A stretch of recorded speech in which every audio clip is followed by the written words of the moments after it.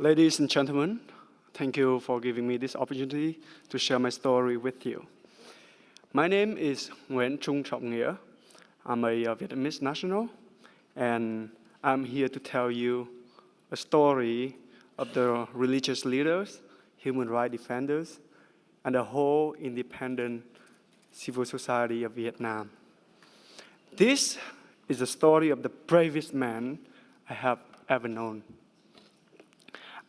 He has been a church minister, a human rights activist, and above all, he was my father. He was my dad. Well, you can say that I'm somehow biased. Yes, however, perhaps it was because I was there seeing him when hundreds of people stormed into our house, cornered him up, and demand that he must kneel down and apologize or face a certain death. And in that moment, I saw my dad. I was a little boy, and my dad, with a bloody face and tearful eyes, was like saying, "I shall never bow down before any man, and I will never abandon my faith in God." In 2006, when the church was under a tremendous amount of persecution with a lot of pressure of death threats, upon receiving an offer from the US Embassy to seek asylum, my dad was thinking about it for a while, and then he answered, "I cannot forsake my church at this moment. If I leave, who will be there to lead and defend them?"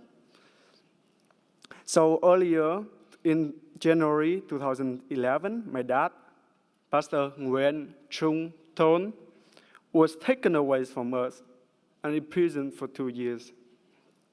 The Vietnamese authorities charged him with propaganda against the state, while everything he ever did was to write articles questioning the communist form national history of the Vietnam War and raising his voice about the human rights violations of our government.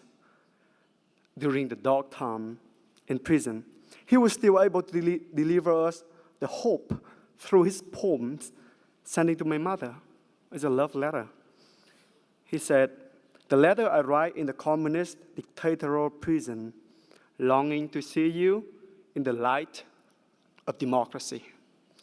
Upon his release in 2013, my father went home, continued his human rights work, and of course, got persecuted many times again. In that same year, he partnered up with other former prisoners of conscience such as Nguyen Van Dai and Pham Van Choi to form up an organization called the Brotherhood for Democracy. The aim of the organization is to advocate for democracy and human rights in Vietnam through civic education and civil society volunteer work. On the evening of February 27, 2017, which is last year, my father was abducted by a group of 8 men while trying to reach Concha Parish, where many victims of land grabbings needed his organization's help. This group of men took off his clothes, belongings in a car, covered his head, and repeatedly beating him up with iron bars while he was tied up. Eventually, after 3 hours of beating my father, they tossed him out in a cold, remote jungle to die. Naked, tied up, and broken. Fortunately, with the help of some local people, my father was able to escape. He survived, but the damage was internal and severe. 5 months after his abduction, he has a broken knees and trouble heavy breathing. My dad cried to me when he called me on the phone, saying, "It hurts, son. It hurts so badly." In fact, his health was in such a poor condition that he felt like he was going to die soon. He told me, "Son, do not be troubled, that once you return home and you're not being able to see me, just continue your fight for Vietnam's freedom." These are the few last words I ever heard from my dad before he was arrested again on July the 30th, 2017, on the charges of attempting to overthrow the state. And it was just 5 months after his abduction.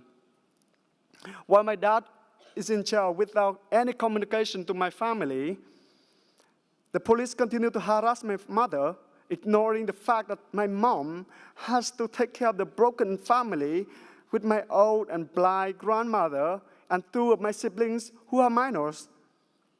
Police keep on summoning her for interrogation. Last year, when my sister was rushed to a hospital for urgent blood transfusion because of some psychological depression caused by social pressure on my family and my father's dire situation. And fortunately, good people over the country donated money to help my mother shower the hospital fees. However, the police interrogated and threatened my mother, saying she received the money from the terrorist. My mother denied the outrageous accusation, which led the authority to shut down her bank account. Luckily, with such a lot of social and international pressure, my mother was able to recover the account. While in jail, my father has been denied a lawyer, and it was just only a few weeks ago, after 6 months, my mother was able to meet my dad. Everybody bursted out in tears as my little brother, 10-year-old, started crying because he sees dad. My mom couldn't hold her tears, thinking of what had been happening for my family over the past 16 years. Ever since, we started to be different. Ever since we started to fight for what is right, and ever since we started to say enough is enough. Our country must be run by a rule of law, not the police. And human rights must be the foundation of a humane society. Dear my fellow participants on the Geneva Summit, I urge you to please raise your voice as a human rights defender to exert effort on Vietnam authority through every international mechanism possible. The United Nations Periodic Review, the United Nations Universal Periodic Review should bring up cases like this, so the Vietnamese government cannot lie anymore. They cannot persecute patriots and human rights defenders and still expect to be welcomed by the international community. Please save my father, who exhausted his mind and body for the cause of freedom and democracy. Please save my mother, a political prisoner's wife who struggled to sustain the family, a family that is not only suffering. My family is not the only one suffering from this flight. There are hundreds of other families like us in Vietnam who need your help. Within the Brotherhood for Democracy alone, at least 13 people are arbitrarily detained, including Nguyen Van Dai, Pham Van Choi, and Trung Minh Đức. Other peaceful activists such as Nguyen Van Oai, Hoàng Đức Bình, and Nguyen Van Hoa has been unfairly sentenced to jail by a kangaroo court in Vietnam. Innocent children are deprived of their parents. Elderly parents are deprived of their children. Husbands and wives are separated for years. Breaking up the families and community has caused a huge injustice with a tremendous consequence for the society. At this summit, I see men and women with great courage and relentless compassion. And I pray that all of you may never get tired of fighting, because this fight for human rights is a good fight. May the values of liberty shine up upon the world in this troubling moment. And this is a very moment for us who are human beings to stand up and say, time is up.